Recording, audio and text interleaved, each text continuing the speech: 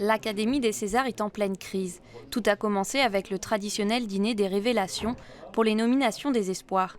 La direction des Césars a refusé la candidature d'artistes parrainés par des acteurs et réalisateurs connus. Quelques jours plus tard, le film J'accuse de Roman Polanski est nominé dans 12 catégories, alors que le réalisateur franco-polonais est accusé de viol et poursuivi par la justice américaine.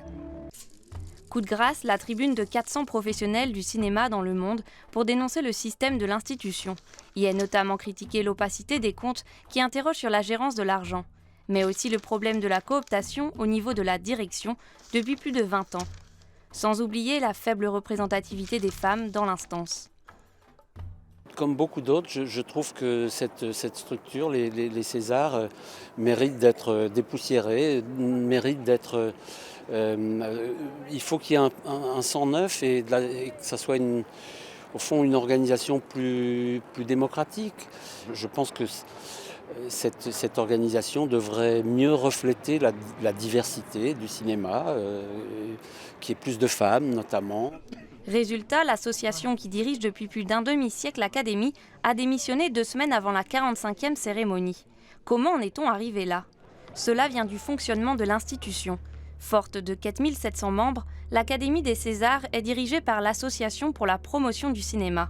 Elle dispose de 47 membres, on y trouve les anciens présidentes et présidents du bureau, le directeur général de la filiale commerciale de l'association, le ou la présidente du Centre national du cinéma, des personnalités qui, par leurs actions pour le cinéma, se sont vues proposer une adhésion.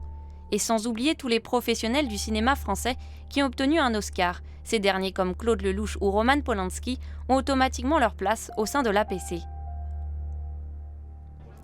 L'association élit un conseil d'administration pour 5 ans et dispose d'un pouvoir décisionnel important, puisque c'est elle qui valide ou non la candidature des nouveaux académiciens. Il y a des conditions d'entrée. Généralement, on doit avoir au moins 3 films à son actif les 5 années qui précèdent la demande. Obtenir 2 parrainages d'académiciens et, comme pour toute candidature, présenter une lettre de motivation et un CV. Dernière condition pour que les académiciens puissent sélectionner les films en compétition, la cotisation annuelle de 70 €.